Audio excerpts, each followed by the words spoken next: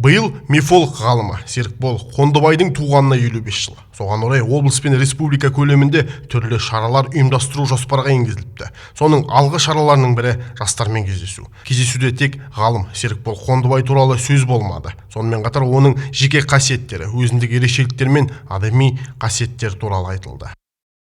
Көп затын өзі салмақтап пішеді. Бұлай шапшаң, тез мінезі. Бірақ жайдары жігіт өте. Өзінің достығы деген оның енді шын өзіне дос бола білген адамға, жолдас бола білген адамға ешқандай риясыз көңілмен достасатын жігіт. Шоқан Уәлихан жөнінде айтады ғой, өзінің ғасырынан бұрын туған адам деп. Серікбол да өзінің заманынан бұрын туған адам негізі. 30 жыл ғұмыр кешкен Серікбол Қондыбай артына өшпес мұра қалдырып үлгерді. Оның атында музей де бар. Бұл ғалымның еңбегімен жіті танысудың бірден бір жолы. Сондықтан жастар қызығушылығын арттыру үшін кездесуде музей залдары мен экспонаттар туралы кең мағлұмат берілді.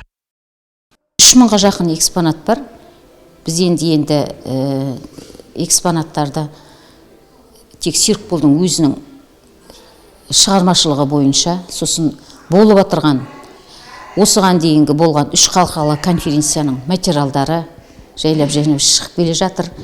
Шетелдік ғалымдардың мақалалары, соларды барымызша қойып жаңартуға тырысамыз. Биыл ғалымның 55 жылдық аясында республика көлемінде 34 шара ұйымдастырылмақ. Олардың арасында облыста өтетін шаралармен қатар Алматы, Астана қалаларында ұйымдастырылатын халықаралық ғылыми танымдық конференциялар да бар.